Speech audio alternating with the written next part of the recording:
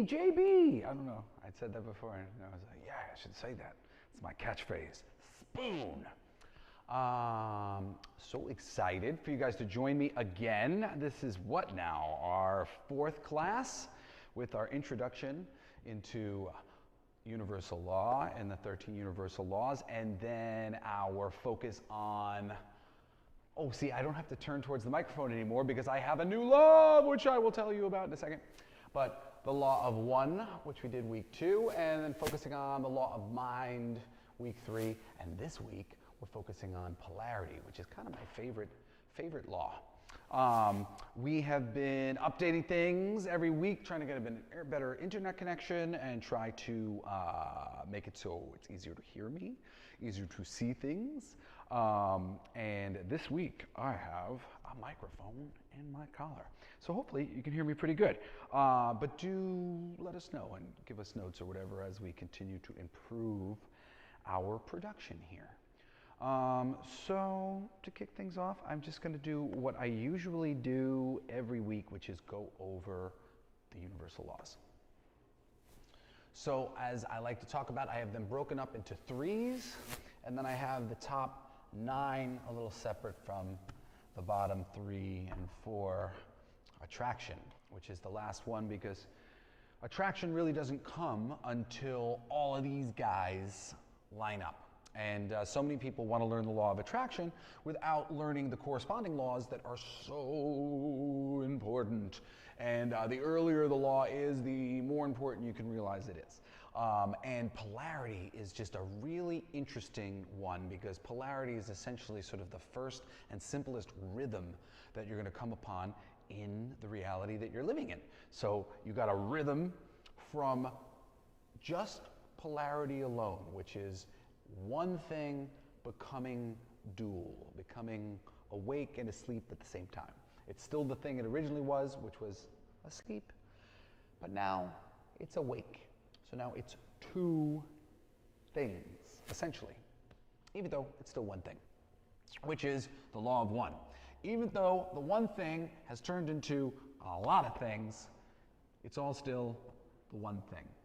Okay? That's basically the law of one. You are made of the earth. Your whole body, every little piece of it comes from just the molecules that are here for you to make a body from. And if you were thinking of it in terms of soul energy, the energy that makes you think and makes me think, we're all coming from the same place, which is this well of infinite potential. Because, from this came this, and then this, tons of things. So we are one, we've always been one, and though it may seem as though we have split in this illusory reality that we live in, we're still fundamentally one, and we're more one than we are not one. And that's a really important thing to remember. I've never spoken about this before, but essentially, you're coming from this speck of creation that's like bursting from where your dad's sperm met with your mom's egg, and there was like a boom, and this like created a rift in reality where your energy is coming through into this world. You, though, are coming from a split of this infinite mind that is all one. So you're just one of the many prisms of the thing that are experiencing itself. And it's actually very close. There's no size to your soul or the size to how big this entry into this thing. It's infinitely, kind of small, but it just is. It doesn't really matter how big or how small it is. But in collection with everything, it's all still coming from that same ball of the mind, which is on the other side of things, which the mind came from just this one thing. So from this one thing, which all of us come from, came this mind. And essentially, this is oblivion, and one day oblivion woke up. And who knows, maybe oblivion was doing stuff prior to being asleep. We'll have no idea if that's true until we can talk to somebody on the other side. When oblivion became awake and aware, that was the beginning of creation. People will ask the question all the time, what came first, the chicken or the egg?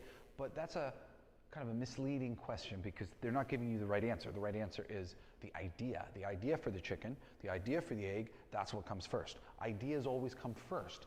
So everything that we see, everything that there is, similarly to how we're all one, we all came from the same thing, everything came from mind. Everything is just an idea. Solidity itself is an idea. This is solid. That's an idea to think that something is solid and something is not solid, something is amorphous. These are all just kind of notions that we have. And these notions are all created out of the mind, and then same with plants and animals and everything. Everything is just the mind experiencing itself. Ultimately, the mind is, it's crass and kind of funny to say God's playing with himself, because of the connotations. But I really mean that, like when you sit there and you're just kind of like rubbing your arm, you're just bored, you don't have anything to do, and you're just, interesting. And you're like, oh, that feels nice. That is very much what's kind of going on in creation. Creation is just kind of rubbing its arm and going, oh, nice. And sometimes going, I don't like that at all. And from a higher perspective, we're supposed to be going, no, we didn't like that. Don't do that again. But because we don't learn our lessons, we keep going back going, let's do it again. Oh, I don't like this at all. So we need to get these pain signals and put an end to them. All right. So everything comes from one thing that awoke partially and became a mind, a thought processing machine. When this happened, the third law was born, which is polarity. And polarity is really interesting because it's like, and there's a bunch of these here. I have them at 3, 6, and 9, which Tesla talked about. If you knew the power of the number 3, 6, and 9, that you wouldn't, sorry, things going on around me, that you would be able to unlock the secrets of the universe. And the power of 3, 6, and 9, I'm going to try to explain it a little bit to you, but they kind of make up the seams to reality, like the basic tent poles that are holding up creation, even though they kind of like show up invisibly, and you'll see that later. But there's one thing and there's another thing. These two circles together is called the Vivica Pisces. I drew one over here too. Here's a Vivica Pisces. I did it kind of like a yin-yang with the gray in the middle of the two things mixing. So the Vivica Pisces, when you have two circles, all of a sudden you create the possibility for triangles. This is like, I forget what the mathematic terminology is for the type of triangle that we're creating here. But also when we talk about gender, which we'll talk about in a second, which I like to use the Star of David to kind of show, we could do the polarized or relative version of this guy the opposite way, and that would create the balance. That would create the two triangles opposite each other, create that balance and harmony in nature. So this 2, just by creating 1, 2 circles here, I automatically have the possibility for this triangle. So that's a little bit of the magic of polarity, and we're going to get into polarity a lot and in depth, so I won't talk about it too much right now. But polarity is just, another way to think of polarity would be parameters. The parameters of God, the parameters of the universe is the polarity. The left pole, the negative pole, the positive pole.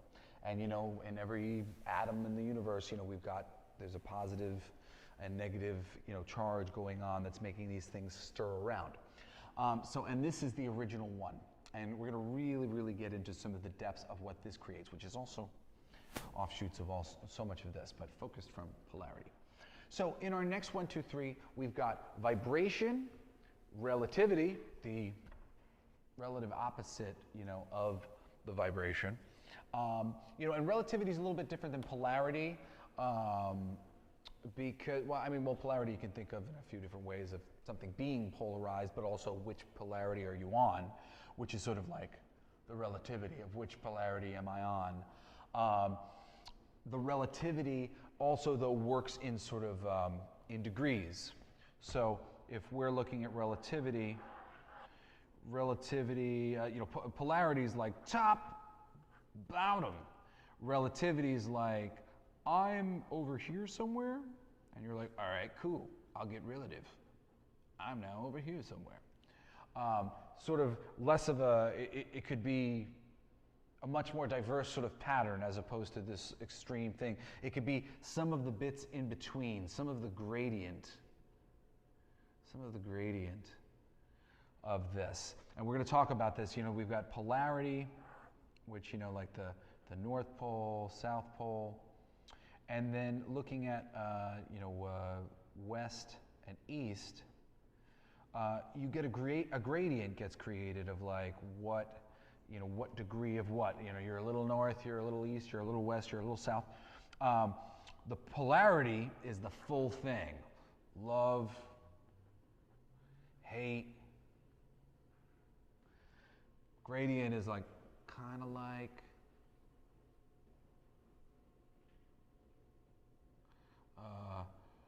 loathe. Loathe. Degrees of a thing. Okay?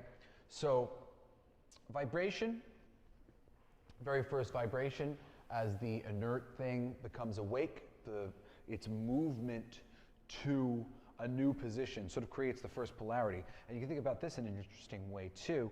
Like, let's say it starts over here, and the nothing is just this red thing, right?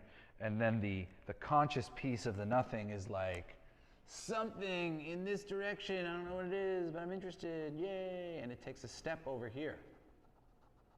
Okay. The nothing has just polarized itself out of balance. This is balance. Nothing. This is creation, imbalance. So imbalance is sort of like natural. But in order to be better creators in this world, the main goal, for all of us is to sort of pull our head out of this polarity, pull our head out of this back and forthness of it all, and see the neutrality, appreciate from a neutral position to better select the things that we want and to better attract the things that we want. But this idea of the polarity, the nothing becoming something, it's an imbalance. It was balanced. The original thing is balanced. When we talked about the law of one and we talked about the distortions that Ra speaks about, one of them being free will, light and the logos, the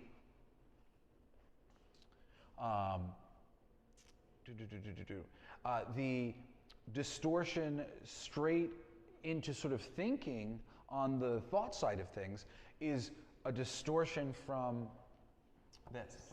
So like the very first distortion takes place on the intellectual level, because all of these laws take place in the intellectual plane.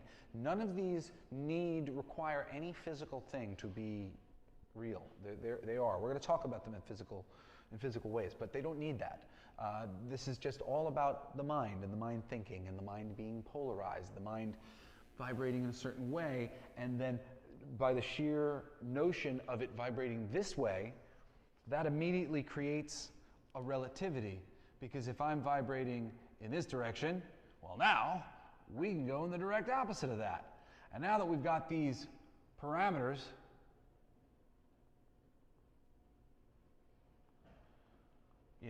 which is, let's say, over here, bang, and over here are parameters, we've got polarity. And now that we've got these vibrations, because we got that vibration, we got that vibration, and now where else we can go in different gradients of the vibration, and then we end up anywhere that we want to be on this chart, in the different sections. And we're going to go over this stuff in a minute too, because this is polarity ultimately. On the end we could put love and hate, and then in the middle we could put all these versions of hate. Loathe, don't like, don't care for, not my favorite, okay, good. And then start getting nice gradually, right? And then even we could get to a point where we're getting so nice that we're like, love them so much, I'm going to eat them. And then we're back around to bad again. And that really is what demonstrates the whole notion that everything is one. It's all one thing, even though it's polarized. And within that is a whole bunch of degrees and gradients and relativity to whatever vibration or polarity you might find yourself in.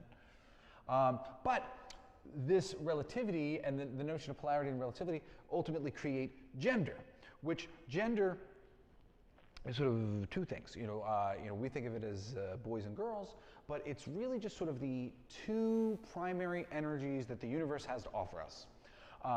There's the female energy, which you could say is negative energy, just sort of raw potential, creative potential. And then the male energy of, I guess, like searching or whatever, and mind, I don't know, what if we did this? What if we did that? And these two energies together, though, make balance. If you look at I wrote this last week, if you look at the elements, the element for fire is this just up triangle, right? The element of water signal is the down water. The air is some fire with a little bit of water in it. And this is earth, and earth is just a little bit of water with some fire in it. And then once again, you put them together and you get the ether. You get the fifth element, the more complex of the platonic solids, which makes up the ether.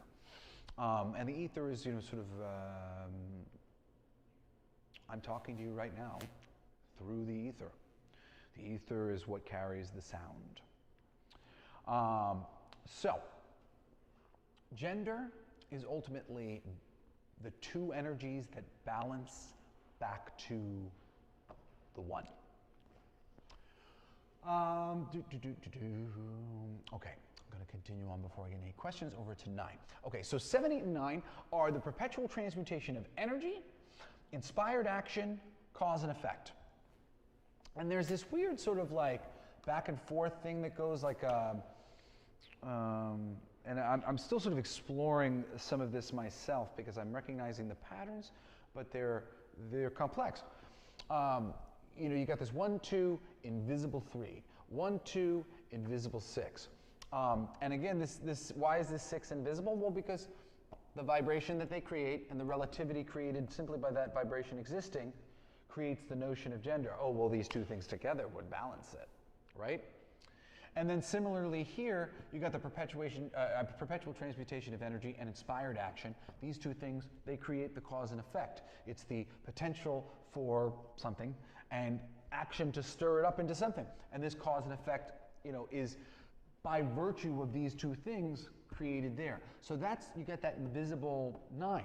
You also have this interesting thing where, and I mean, mind you, this is my creative interpretation, but you see this in so much of it because there's this mirroring effect where the thing goes, and then from that position it kind of goes again. You kind of get what I'm saying? Like it spreads out, and then it reflects itself that way, like in the same thing. So the order sort of seems to change. So we're one, and then we're a mind, and now we're polarity. Now we're a mind, vibration, mind. So now we're flipping. Relativity, no mind. Balance by virtue, gender. And the gender and the polarity, they're similar things when you look at them. Subtly different concepts within all this. And then over here, you go back again now after we did our flip, and it's going to go back to, see, we did the mind went here. The mind's over here now. Inspired action. The 1 goes over to relativity. 1 is the opposite of the vibration, the non-vibration. And then it gets back to the front again. It's the potential from which energy is coming out of, right? The nothing can be thought of as female and can be thought of as energy because it's what the mind came from. There'd be nothing without this. So what else do we call it? It is the generator of stuff. The only one that there is. So it is a perpetual bit of energy, a source of energy. And the mind, the stirring, desire, interest, whatever it is you want to call it, of the mind, the inspired action, which in the early stages of the mind's development is very like a stacking, like a beautiful tree, you know, just a pattern stacking on top of itself, you know. If so facto this so, you know, just one thing after another. Yes, that would be like that. That goes that way. That goes that way. Just sort of natural and intuitive finding. But this is all on a mental plane. This doesn't have to happen physical. The God or the universe, whatever you want to call him, he doesn't have to hold a shell with the Fibonacci sequence in his hand. Or have a hand. It's just a thought of what could be, of the shapes that could be, of the things that we could base form around, right? So we're just using all of these wonderful ideas that we come up with. And now the initial ideas are just sort of like, look, I mean, this is pretty primal. It's just sort of like, I'm awake, I'm polarized, I'm vibrating. What if I was the opposite? I should be in balance. More energy and action, let's do stuff. And this is how the thing walked out of the abyss. It was just a brain going, thinking, this'll be fun. And the this'll be fun leads us to the next three, which is rhythm, correspondence, and infinite compensation, which basically states that City So Nice, we named it twice. We like doing this so much, we decided to do it a lot more. So we have rhythms already here, 1, 2, 3, 1, 2, 3, 4, 5, 6, 7, 8, 9. Rhythms are created by this initial rundown, just this very simple thing, you know, like a rudimentary mind or a computer might have booting up.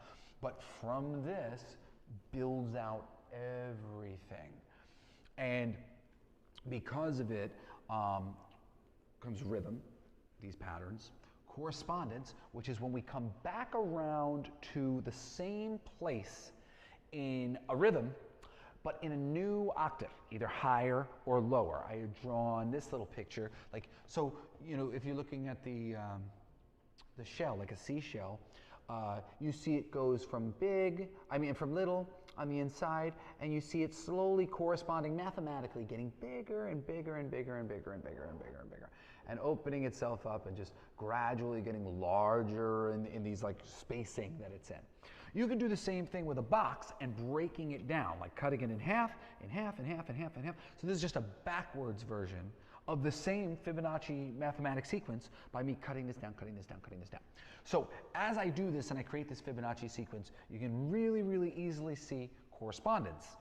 Correspondence being here I started, and this guy corresponds with this guy because I went back around to here. This guy then corresponds with what? This guy. And does this guy have they all have correspondence.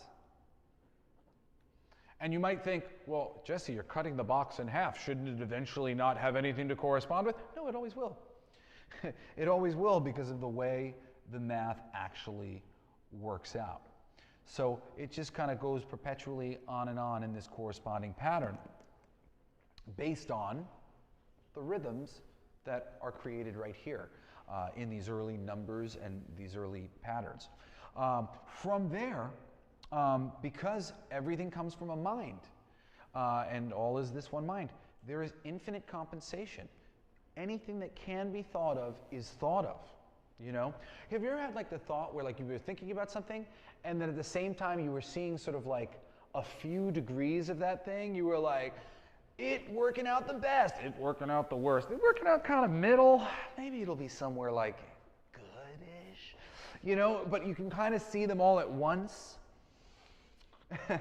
That is what the universe and God is capable of doing in an instance as the one thought is had. And really, like, this is cool because I'm kind of realizing this as I speak to you guys, that this is true. But as this one thought is had, all these other things are created. The rhythm comes about by virtue of this, and the correspondence comes about later. But all of these things happen immediately. So sort of inspiration, like, and then there's, I've taken a vibration. There's a relative vibration to me. I've taken a bit of the energy and I'm transmuting it into something through my inspired action. You know, cause and effect is happening. Polarity is an effect. Everything is just bang, like already going. So, because of that, everything gets invented in the mind simultaneously. And actually, I kind of like, that was such a big thought, I kind of lost it for a second. I want to follow through with what I was saying. So everything gets created in the mind. So just think, the mind is polarized. It's got a far right, a far left, and all this gradient within it. But it's capable of thinking about it all at the same exact time. Every vibration and its polarity and its relativity. Like, as soon as the one vibration is thought of, the relativity is there. Everything is there because it's just like a reflective mirror, thinking and moving, right? So the mind just literally in one fell swoop creates this polarity notion, this vibration notion, this relativity, this gender. And I mean, this is everything that we're dealing with in society, right? Everything you deal with is, in your mind, black or white, somewhere in the middle, or amongst the gradient in between. And this is, do you see that pattern? 1, 2, with the third, which denotes the little neutral middle, and then the gradient of color, which, I mean, you can just divide up color in simple ways, like these 6 or 7 that we have here.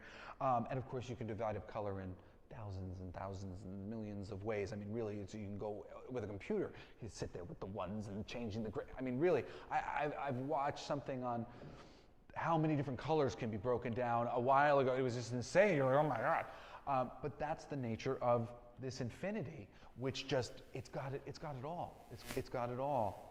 Everything is just there. As soon as a thing is there, it's like, oh, yeah, yeah,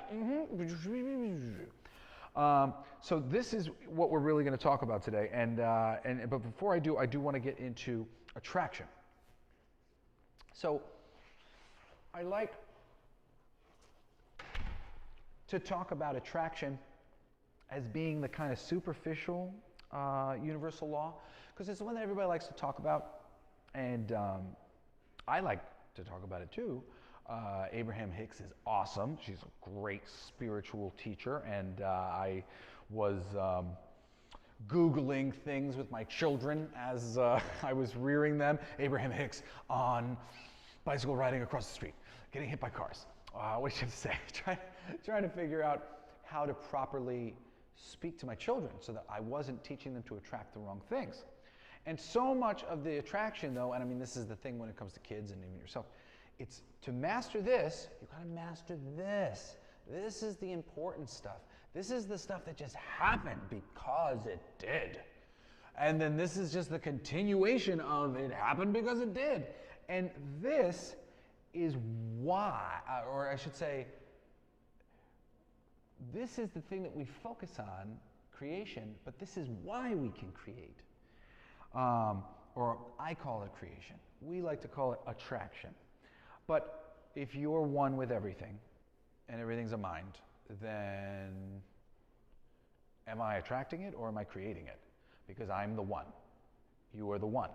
So, and look, this isn't about hubris. When you're talking, I really need people to change the way they think when they think of God and the universe, and they put that upon themselves. Because so many people get very uncomfortable with that notion. But what is happening if you don't do that, then you are never looking at it the right way.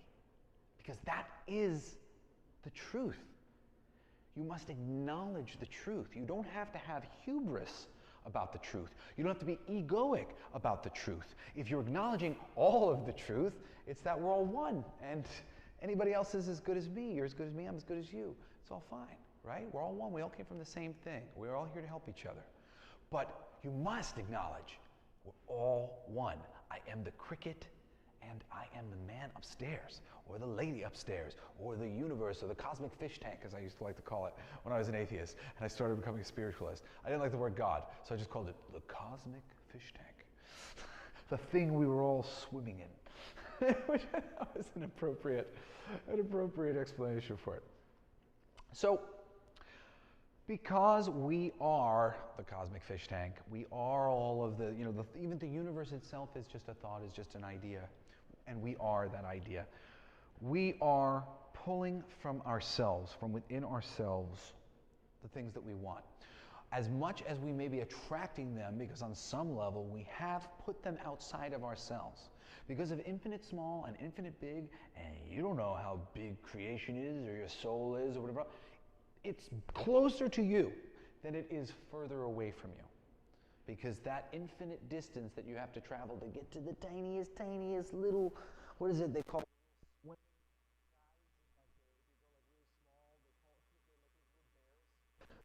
mouth.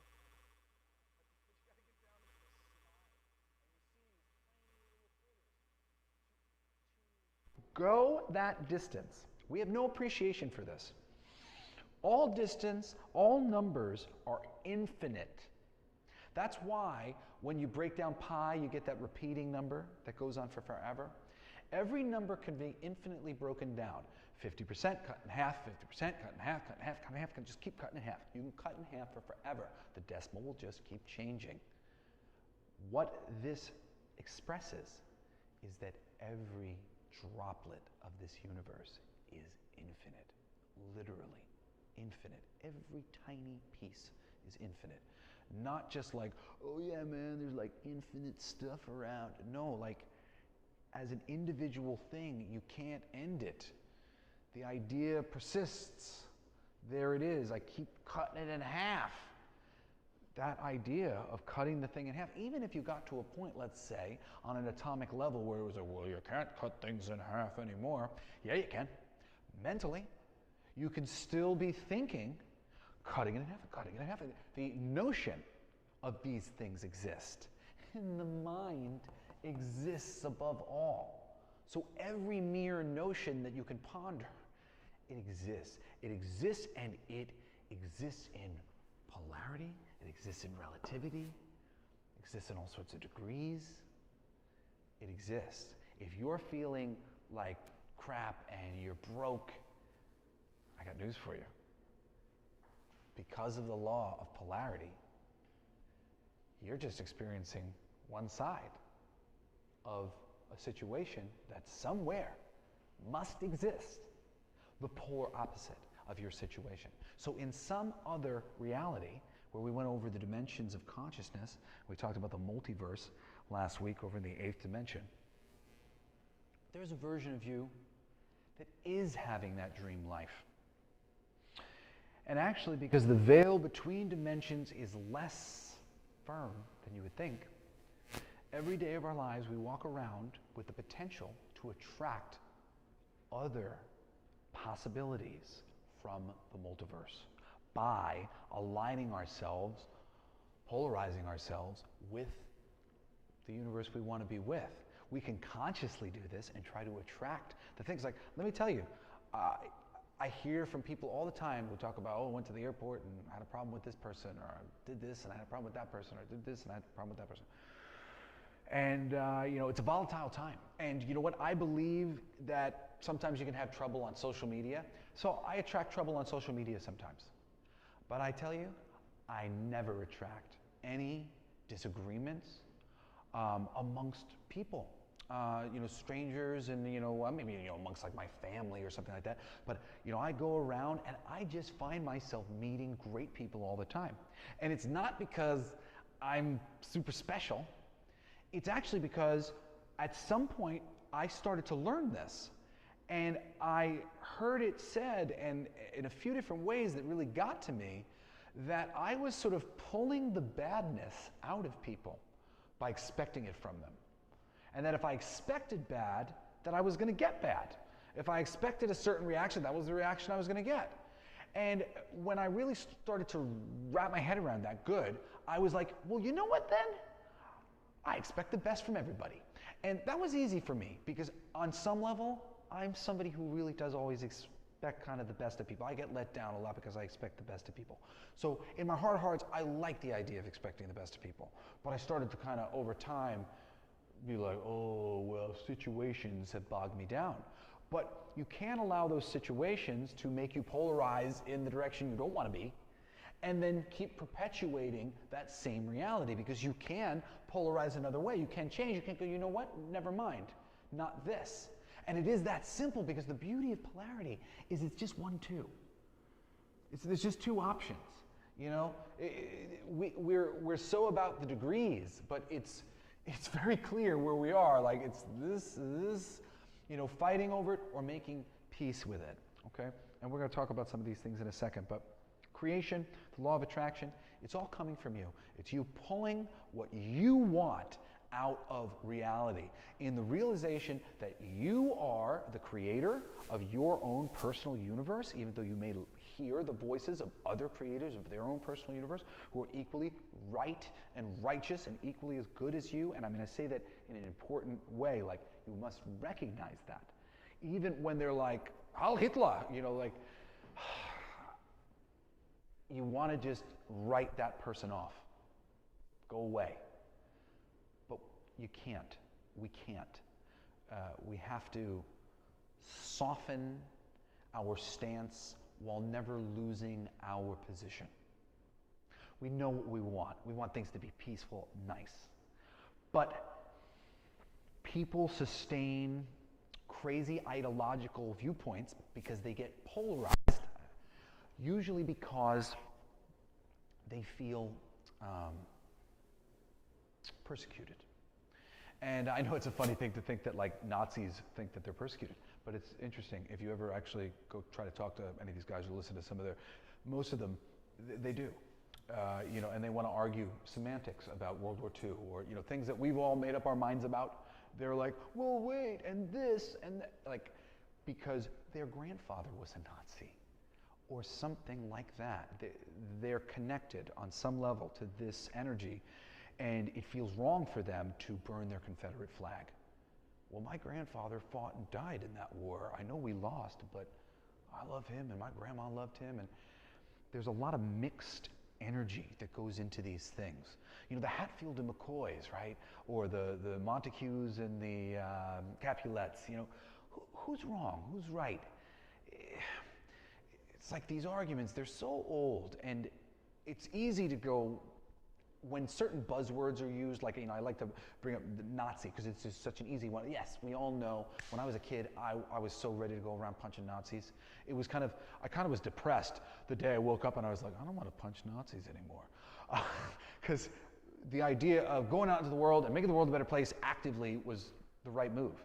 But what I didn't see until I did was, no, we're polarized, and we could have stopped this at any moment, but we're just keep rolling with this polarity. And this polarity, more than a 2, it's a 3. The polarity is the triangle. 2 wheels rolling along, 2 wheels kind of cranking each other up. This polarity, I mean, it looks like it's moving, you know. On a kaleidoscope, this is where it starts getting good. Get to that little 3-playing flower. You know, this is the beginning of creation, crystallizing. And this polarity is the fundamental force of our nature as God that we're fighting.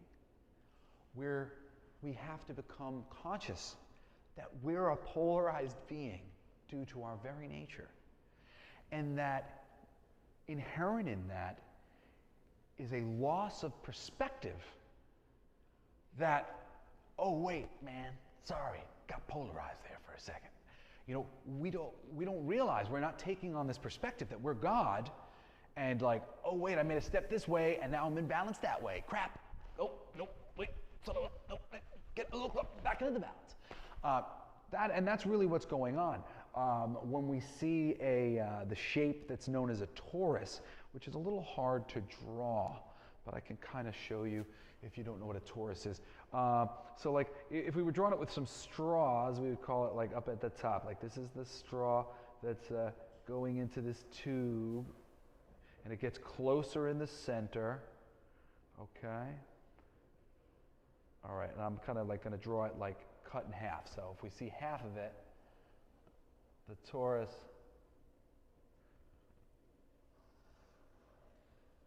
is essentially coming around. And this is a very major shape in the universe. Hopefully you guys can kind of understand this. But I mean, essentially you've got a hole right here that's being created. It's very much like an apple, you know. So as we go into the energy of the apple from the top, and then it bows out on the side. You know, and this is polarity right here. Polarity, and then all the gradients, the things within the parameters of this polarity.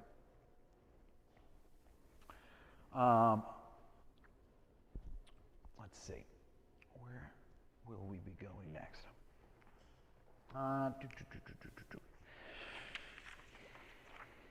All right, so polarity. One of the things that it teaches you, and again, it's just this interesting thing. This is the one thing that is two things, right? Because the mind is one, everything is one. It's polarized. The one thing that is two things. We can make a list right here of a lot of different things, and I really want to demonstrate how much we can do. And I'll start right here with, let's just do love, and I'll do light, and I'll do hot, and I'll do happy,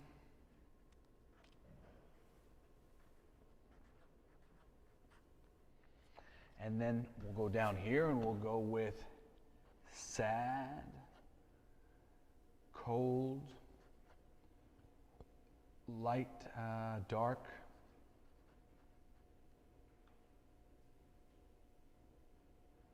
hate. Now, I might have got myself into some trouble right here because I added light and dark to the list, and I actually don't know, well, what's the one thing? Light and dark. I guess it's God. Light and dark. Light and dark? God? Because everything here is one thing, degrees of a thing. Happy, sad. When does happy become sad? We're happy, we're a little less happy, we're neutral again, we're sad. Worse. All right?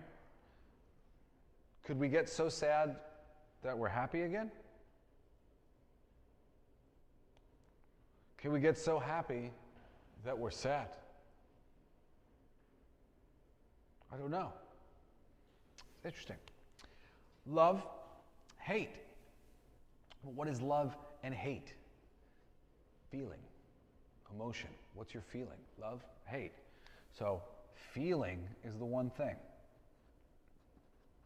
Light and dark we could call God or sound. I'm not sure. Hot and cold, temperature. Happy and sad, emotion. Okay. So can anybody think of anything else like that that is seemingly two things, but it's actually one thing? And Michael, if you can let me know on like the comments if there are any suggestions. Can anybody think of one thing, something like temperature, hot and cold are not two things. They're one thing. Hot is the one polarity, cold is the other polarity of the one thing, which is temperature. We have a suggestion. Loud and quiet. All right, perfect. Loud and quiet. And what's that? We call that sound volume. So that's volume. Now, And I want more suggestions if you guys think of them, but this is a real common, the English language is very tricky. It does a lot of things that I disapprove of. Bad on you, English language. Yeah, no, I'm an English major. I have studied English more than I've studied anything. And, you know, I write comic books for Marvel and Disney and, you know, everybody who I can get my hands on. Working with the English language, you see, especially as you come to a spiritual understanding, that it's not particularly helpful because so much of the language puts you in past and future tense. Very little of the language puts you in the present as a now, active. It's actually hard sometimes. Like when you get into like a power of now or laws of attraction, Abraham Hicks kind of thing, and you're trying to think the way that they tell you to think, you're like reaching for like, how do I say that like I'm doing it right now? Like, there's so many little versions that are kind of like, yeah, I'm going to get to it. And really, you can just break down the language in past, present, future. It's very not helpful. It's also not really helpful genderizing the language in most cases. It's also not particularly helpful making I a thing. You know, in other cultures, it was all we, it was all ours. So a notion like I sort of assumes the notion that there's separation and there's all these things. So there's a lot of things going on in the language that sort of assumes separation and adds to the divisiveness. And when you really start to look at things like this, you realize that you're using 3 different words, not even 3 different words, you're using 1,000 words to describe one thing. We're only talking about so many things. And it's the temperature and the size and it all prescribes to this. One polarized side, another polarized side, and the thing in the middle. Yes, questions? You're getting some interaction from the audience. Loudine Kruger says fast and slow. Fast and slow. Fast and slow. And what is slow for some people and what is fast for other people? Perspective, right? Yes, and that would be speed. So I'm going to help us out a little bit here. Shame, dignity, fear, faith, pride, guilt, patience, frustration, anger, gratitude, sorrow, joy. Yeah? Intelligence and stupidity. Oh, that's a neat one. See, so intelligence and stupidity is a neat one because that one's kind of like love and hate, right? Intelligence and stupidity. So let's do this guy here. I want to show you a little scale that goes something like this, right? Love, hate. Okay.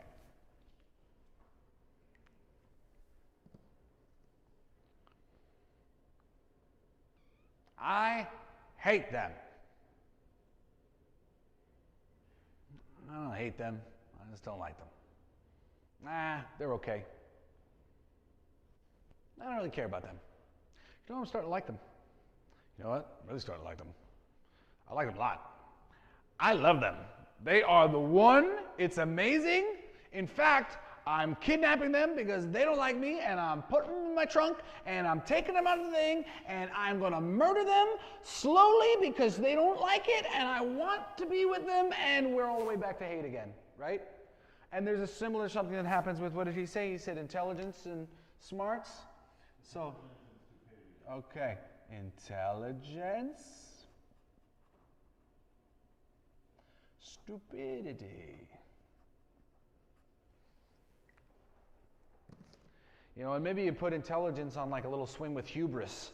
And then, I'm so smart, I'm so smart, I'm so smart, I've gotten dumb, I'm so dumb, I'm so dumb. You know what? A clock that is broken is right twice on a day. So the whole thing comes around again. It's this infinite loop, and it's degrees of the thing. You know, you can turn it into The 3D form, of looking at like an infinite loop, you can look at it very simply as just this kind of thing as well. But it's all essentially coming around again. This is more of a rhythm. But it's a rhythm that's corresponding with this fundamental polarity. And being able to understand something like that, something like everything is based on this polarity, and similar rhythms like this one, where it's in a loop. And this correspondence, that's it. That's what we're learning here. That's what we're looking for. We're looking for these very simple movements of God so that we're like, oh, I know how God works. It's like this. And these things connect to so many other things. And as we do classes in the future, I'm going to connect it to tarot and what was the one that I was just thinking of that I wrote the other? Oh, music, chord progressions, and harmonics, and horoscopes and things like that, because it all coalesces and it's all similar stuff over and over again. So moving on to the next stage of this here polarity. Oh, and to finish what I was saying before with the torus here, which we got our little polarity thing, this represents also what the universe is doing, has already done, and is just sort of the perpetual movement of this creation, which is to start out, say, somewhere in the center here where it's one thing, to expand and spread itself out in all directions as far as it can, and then eventually to reform itself again in the thing. And that's the torus. It's wow. And it's funny, when you do like a lot of yoga or like qigong or whatever, you're doing the torus all the time. Like they make you do, that is the torus movement. Or they have bad guys in Nintendo games that play like, little fire shoots out of their heads. But that's that torus shape. And this is a very, very, very big deal in science in so many different ways across the board. If you look into quantum physics, and quantum physics backs up everything that I'm saying here. Just so much of it hasn't been proven yet. It's all postulated. But it's been proven. It's been proven by the ancients. This information has existed for a very long time. It's just pure hubris and ego for us and our science to be sitting here superseding things that these people have known and are proving themselves out in so many ways. So I urge you to, if any of these things are of interest to you, explore further, because there's so much great knowledge that's out there for us to have. It's not like, oh, they're discovering it and I got to wait for it. No, like there's great knowledge for anybody tomorrow. And I'm just like trying to sum things up for everybody so we can get it together. Okay, so let's see. Number 2 thing I wanted to talk about, we said polarity. Every single idea or concept is actually 2 ideas, right? And now polarity, and this goes to the law of attraction. Polarity is a really cool law because polarity proves the existence of all opposite states, okay? So whatever your life may be at the moment, whatever you may be experiencing at the moment, there exists a polarity, as we were talking about earlier, where it's in a different configuration. Probably a whole sort of compendium of different configurations based on this sort of thing. Like, to make a simple metaphor, there's maybe a universe where you're black, there's a universe where you're white, there's a universe where you're red, there's a universe where you're orange. And I mean this in your polarization. We're in a spiritual place here. You guys are all probably good guys. But because you're here, that means there's another universe where you're probably not here because you're polarized the other way. And then there's these other 6 variations of you, like you're the 3D man, or like one of those characters from the comic books where they would print them in multiple ways so you would like wink one eye and you could see them moving. You're actually having these simultaneous different colored experiences as, oh, well, I'm a little bit more blue in this instance. And, and that might even represent being more sad. in your existence, in the blue existence. I'm a little more orange, I'm a little more sexy and really attractive, feeling good about who I am and what I desire in the orange thing. You're polarized in all these different fashions.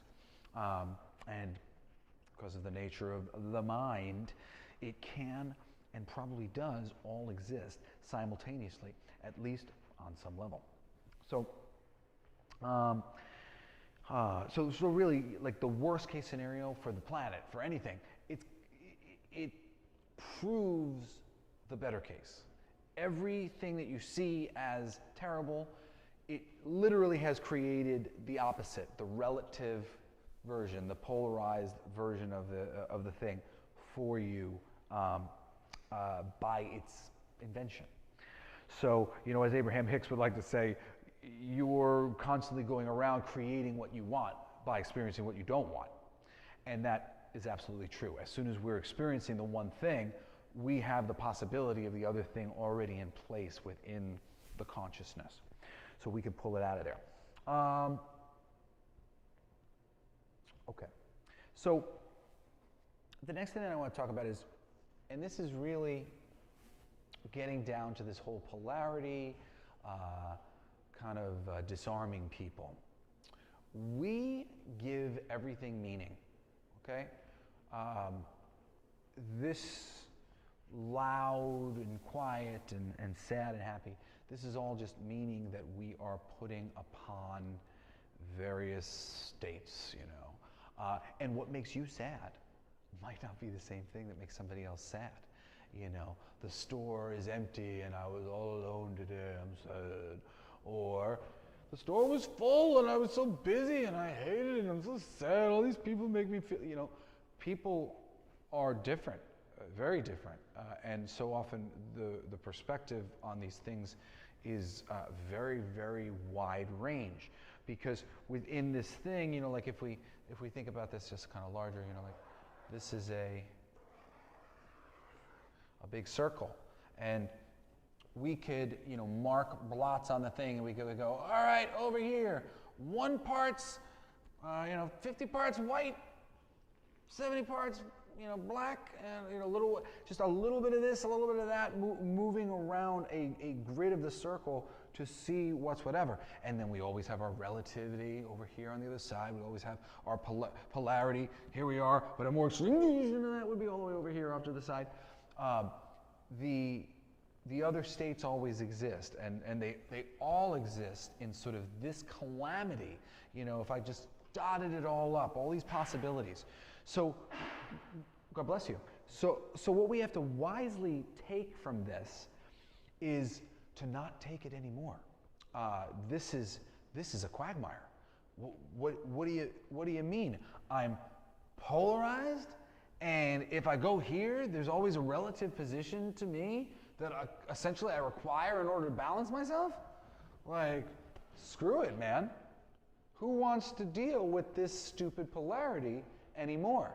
And that's really what we're dealing with here. We're dealing with war, well, actually, let's go peace and war, right? And we can even use that, just as simple as a metaphor for our natures, human nature. Are you at peace or are you at war with yourself or whatever else? So, on the smallest scale, we've got peace and war. And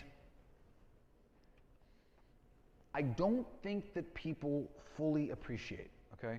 I'm a writer, so for me, first I'll use this example. Food Paradise is a show that I narrate. It's a goofy food show, okay? I get lots of cutesy jokes, some really great cutesy jokes. I love our writers. Gary Lucy's freaking hysterical. And they will hand me some really, really, really good material sometimes. But for the most part, it's a goofy food show. So a lot of the stuff that I'm saying is just nonsense, filler. It would be for any other comedian or something, like, So I have to play a game, and it is called the game of relativity. I have to decide, is this a good joke? Good joke? Or is this a bad joke? Okay. If it's a bad joke, I have to say, how bad of a joke is it? And I have to measure that out. I have to go, oh man, it's pretty cringy, man. It's like getting towards one of the worst jokes. How bad is it? It's real bad. Once I realize that this is one of the worst jokes, in order to make it funny, all I have to do, and this is why I've been charming my whole life.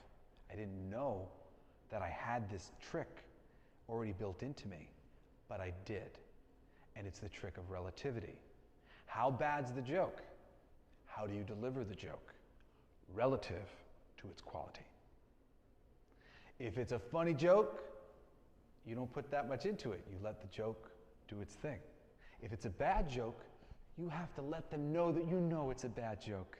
You have to ask them for sympathy in your telling of it. You have to be like, the chicken across the road. Okay, you know this one? You have to give to them what they know, which is the joke quality? No, it is not. If I try to front that this joke is quality, they are going to go, what? Nobody's laughing at me. Everybody's like, oh, he's too hard, bro. Nuh-uh, not getting away with that one. Meanwhile, once again, oh, it's a pretty good joke. I better not tell it like that. If I tell it like that, it comes off completely different. It comes off like I'm cocky. And like, I know that my joke's so good. Over here, I'm like, I know it's so bad. Over here, it's a good joke, and I'm acting like I know something. Don't act like you know something if it's a good joke. Pretend like you know nothing. That is the relative perspective on the, it's a good joke. Okay, I don't know. Yeah, once my grandfather told me, oh, I'm so surprised you laughed. I knew you were going to laugh. You must behave relative to the expectation in order to get that surprise from the audience. And you can get it if you're always matching that relativity. And so often, you know, we get great reviews on the show. People really enjoy Food Paradise. If you ever watch it, it's a fun show. I enjoy watching it. And I always get nice compliments. And I swear to you, it's not because I'm so funny or because our scripts are so fun. It is just because I go with the flow. And when the joke is not the best joke, I deliver it relative to the experience that I know my audience is having. And I'm always matching the energy so that their experience is never like, whoa, man, I'm experiencing that was stupid and you seem to think it was cool. Or, hey, I thought that was kind of cool. You know, I am right there with them, okay? And that is really what makes me a good voiceover actor, because energetically I'm able to make these little shifts. And to do that is, like I said, to be charming, to have some perspective on what you're saying and where you are in the room, in the conversation, whatever else. That's charming. Oh, he has perspective on himself. That's nice. You know, it really is. People enjoy seeing that and experiencing that, and they can tell when you have perspective on yourself, when you're behaving in that relative way, you know, using that law of relativity. So that's really cool. There's another piece of that I want to talk about, but I'm going to think of it in a moment. Okay, so getting back over to the simpler thank you very much. How late did we start, though? Go as long as you want. We'll show you the time. Okay, thank you. What time is it again? 8? 10. Okay, so peace and war. This is going to seem kind of stupid. But again, as a writer, I've spent most of my time sort of like figuring out the relativity, you know? If Batman shows up and then I show up one thug, the audience goes, meh. Easy fight. If I have Batman and then I have a whole gang of thugs, like, meh. If I have Batman and I got Mr. Freeze, okay. if you can see what I'm saying here, within the realm of superhero comic books and mythology, there is the capacity for infinite escalation. And in the world, much the same, there is the capacity for infinite escalation. And writing good stories is all about figuring out how to properly escalate or show the relativity. Sorry, I'm backwards on my thing. The relativity to a thing. You know, when you're similar to comedy, horror, you're subverting expectations. You're looking to surprise people. So sometimes, you know, going to direct relativity isn't always a surprise, or direct polarity isn't a surprise. But usually that is still the surprise. It's just where is that polarity coming from and in what way. But doing superhero comics, you really, really, really start to see the steps of violence in particular. Being a person in the public eye, you really start to see the degrees of verbal violence, okay? Violence continues by word. And if we really look at these degrees, and it's funny, this comes from a place of like, Batman doesn't use guns. The Punisher does use guns. You know, this guy kills, this guy doesn't kill, this guy sometimes kills. Every comic book character has their own little moral compass. They're all polarized, different in different degrees. And they really are, you know, comic book superheroes are a great study, especially like historically, if you have some like historical context of how the characters were generated in the first place, how they were able to sustain sales in different marketplaces where they should have been canceled or they were almost canceled, but so-and-so came along and made him a super Republican, and now all of a sudden he resonated with a small group of people. And then this character was made into a super liberal, and then, you know, and this is how they found their way in the marketplace. It's very interesting because when DC Comics comes out with like their Justice League movie, I don't know about you guys, but all those characters are kind of, their approach to them is all very much the same. They all kind of hold the same cool, the same stature and powerness with rare, I mean, like, you know, they got Barry Allen, whose character wasn't traditionally the jokey man, that was Wally West, who's a little bit different a thing, but in general, they've kind of whitewashed them in a way. They're all very Batman-y. They're like all like Batman. And that's the worst thing that DC Comics could do in making their comic books into films. Because the reason why their comic books have sustained as long as they are is because the characters of the DC universe and the Marvel universe too, similarly, you could kind of mirror them together. They represent just like the characters in the 100 Acre Woods. You know, where Winnie the Pooh is the what is he, like the manic depressant or whatever? Or is it pig? Who's the depressant in the group? No, the depressant's ER. But they all have like sort of fundamental mental problems that are all different, very uniquely different. That is how those books have sustained themselves. Green Arrow is different than Green Lantern. Green Lantern is different than Batman, is different than The Flash, is different than Superman. So when Man of Steel comes out and Superman just kind of breaks General Zod's neck like he's Batman, that really defeats the purpose. Superman has lasted because he was different. He was Superman. And that unique sort of polarity of person and concept is what's going on in this world. And I really want to take you through the steps of violence. And hopefully I will be able to do it as great as I can. But let's start from neutral, maybe it'll be a real easy place. So if we go with, we're neutral. First we can say, we'll say a kind word. Kind word. Okay? And now we could say a hug. And maybe in the middle, actually, we can put a handshake. And now maybe we got a kiss. We've got a meaningful night.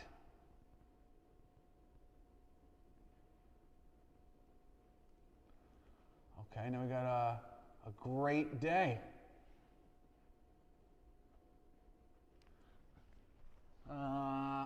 Let's see. a Porsche.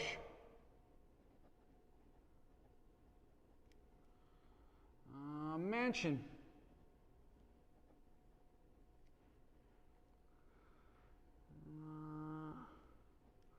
The best sex ever.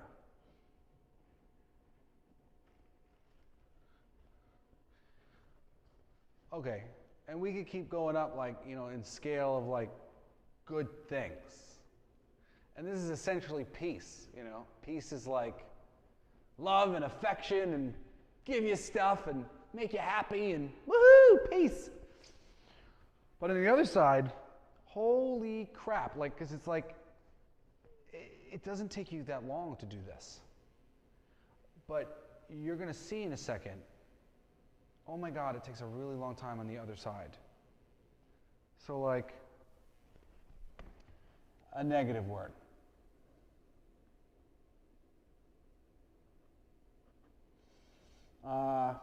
Curse word. Pointing in the face. Spitting. Yelling and blustering.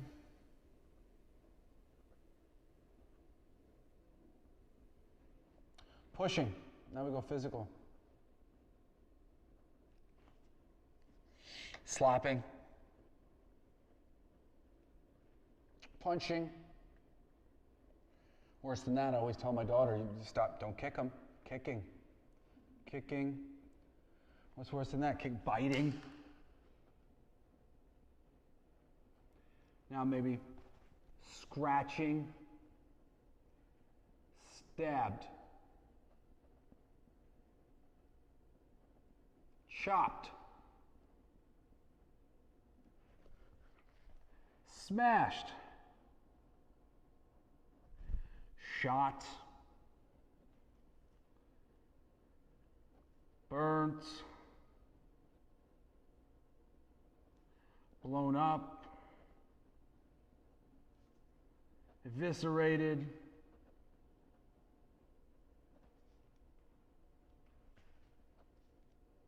Atomic, atomized.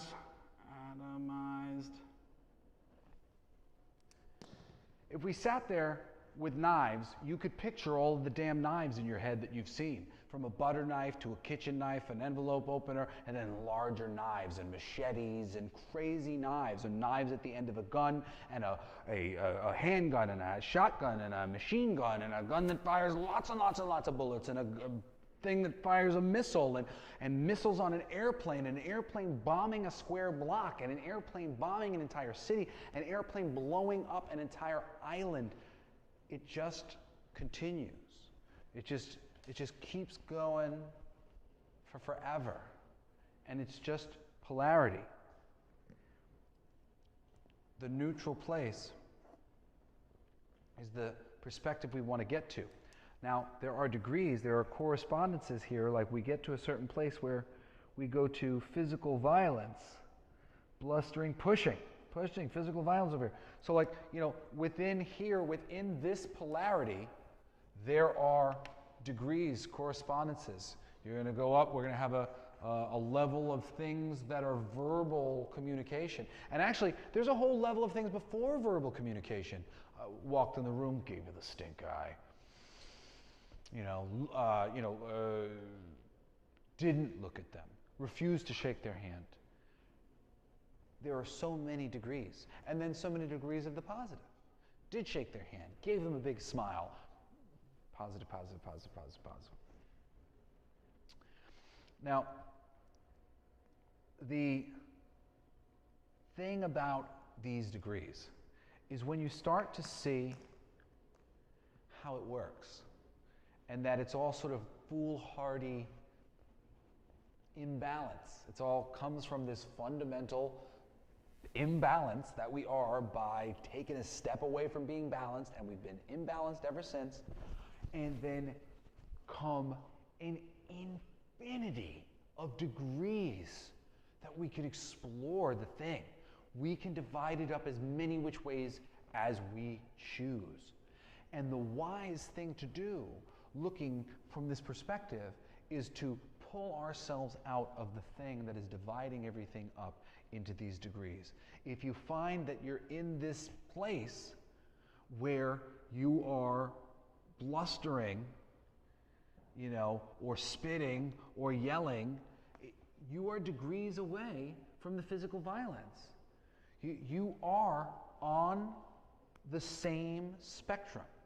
So if you really want to get good and get woke and be like, I am a man of peace, I am a man of peace, that gets down to your word, because your word can be just as violent as your action, as we show here in the gradient. Because when does war and peace become, you know, it's just so many different degrees, and then all of a sudden it flips and it's the other thing, right?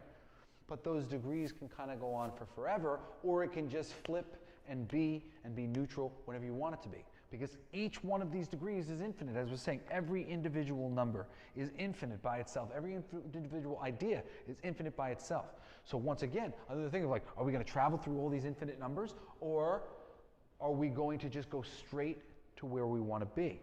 Which is, you know, people want to talk about traveling at the speed of light. No, stupid, you're missing the point. The speed of thought. Where do I want to be? I'm there. That's what we should be exploring. That's what we should be looking into. Not faster, faster, faster, faster, faster, more and more, more and more violent. No. We are out of balance. We have to come back to it. If you find yourself outside in some of these degrees, you want to walk yourself back so that you can control what your existence is like and recognize that, you know, cursing, you're still on that spectrum. Not the one you want to be on, where you're happy and you're doing the nice things and living in the nice world. You're still on the, oh, I'm mad. You know, cursing in positive ways, like I curse all the time, but I swear, I do not generally curse like in anger. I do not do that. But I'm like, fucking this, fucking, like I like cursing. But cursing in like, if you're doing it in the way where you're damning yourself and you're damning the energy, that's bad. You don't want to be a part of that polarity. That is the polarity. You don't want to be in that polarity. You either want to consciously be in the exact polarity that you want, lined up and attracting the things that you want, or you don't want to be polarized at all. You just want to be neutral, in the middle, and safe from all that crazy polarity. So I'm going to be wrapping things up in a little bit, but I think we get that nothing is good or bad. You know, we got all of this is, you know, prescribed meaning from you know, from ourselves, and what's, you know, makes one person sad or makes one person happy may be very different for somebody else. We went through a lot of these. What do I have down here? I've got hope and fear, excitement and anxiety, interest, indifference, surprise, alarm, amusement, panic, hot and cold, love, hate, fast, slow, near, far, gratitude, and anger. So I hope the main thing that I really want you to see from today, before I get into this one last thing, is just this movement, this very fundamental rhythm to our reality, which is this black and white, gray in the middle, and then within the black and white, a gradient of possibility, okay? 1, 2, by nature of 1, 2, 3, and then a little group of some more. It just so happens this little group of some more is 6. And I think this 1, 2, 3, and then the 9, you know, that is important. It's like black, white, and gray, color. So I haven't been able to spend as much time as I would like thinking about this last bit. So if you talk to me about it a month from now, I might speak about it like a little bit differently than I'm talking about it now, because they are just so subtle little concepts. But I wanted to kind of show you guys a possible model on some level, and again, this is a loose thing, but for the polarities that we have inside us and inside our body. Last time, you know, we went through the different chakra systems. I did them in the colors over here so that you can see them, starting from your root, Roy G. Biv, red, orange, yellow, green, blue, indigo, violet. And like I said, these might move around, but this is kind of where we're at. So the polarity for your root chakra, let's say, you could maybe think of as safety and fear, or faith and fear. Again, when you get into a word like safety and faith, there's like this nuanced meaning, even though there's some foundational similarities. So your root chakra is pretty much determining how safe you feel, which is one of the things, heroin, people who are addicted to heroin, it comes from a place of when our consciousness is developing initially, we have to make two fundamental decisions as a child. Do we feel safe with people, and do we feel safe in our environment? Based on how we feel about those two things creates four different types of people. People who feel safe with people and safe in their environment, people who don't feel safe with people and don't feel safe in their environment, and the people who are mixed, right? So that kind of thing, as we say, the people who are fires, the people who are waters, the people who got a little bit of it, the people who are, right? You see the patterns over and over and over again. So in that place of fear and faith as our root chakra, I definitely see some merit, but there are a lot of ways to think about this stuff. The idea of having to run away to safety, am I safe, am I fear, flight or flight, the first level of your consciousness kind of. Now the second level you could think of as honor and shame. Shame is feeling like you've not done it right. Honor is feeling like you have done it right. These two things are different poles of each other. How close was the other one become? They're the same thing, they're just opposites. On the third level in your stomach, which I think makes a lot of sense, is pride and guilt. Guilt is, I didn't do a good enough job. Pride is, I did a good enough job. And people who struggle with guilt and whether or not they did do well enough, they usually have stomach problems, churning over this degrees.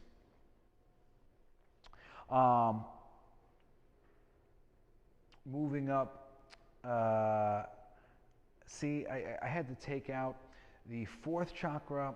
I don't know. You can think about it a lot of ways. You can think about it as love or hate, love and hate. You can also think about it as happiness and sadness. And there's a lot of other ways that I was thinking about it as well. It's a little bit more complex to think about it because it's about your heart, which is like you and what you really know and what you really want. But what you really know and you really want is actually like something really complex and infinite, and like, there's a plan to it. So what that actually means in translation, I'm struggling with. But moving up to our throat, we have gratitude and anger. What do you do with your mouth? You open it up to communicate. And you can communicate pretty much one of two ways, or three. Neutrally, or you can communicate from a place of gratitude, or you can communicate from a place of anger. Some of these things can be considered a lot of different ways, like, disgust, they like to make that a different emotion, but I tend to find disgust and anger very similar. Because anger, you're like, this pisses me off. And you're like, disgust is like, that's gross, which is really just pissing me off in a different way. You've pissed me off through smelling bad. Like the superficial version of anger. So moving up with our sensitivity in our sixth chakra, we have empathy and apathy. Care and sensitivity for those around you, and a non-care for those around you. And then, on the top of your head, again, the love, hate, happiness, sadness, like kind of go with your heart, kind of go with the top of your head.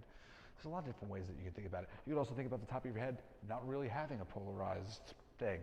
You could think about your chakra system not having to be polarized. But in general, you are. We do get blockages from shame in our sacral center. We'll get blockages from what do you call it? Guilt in our stomach, and blockages from fear in our root. And then as I was looking at some of the things, like I said, the heart was a little bit difficult for me to get to. I was talking about patience, but it kind of comes back around to faith. That was another one that we were talking about with the heart, that the heart is like patience and frustration.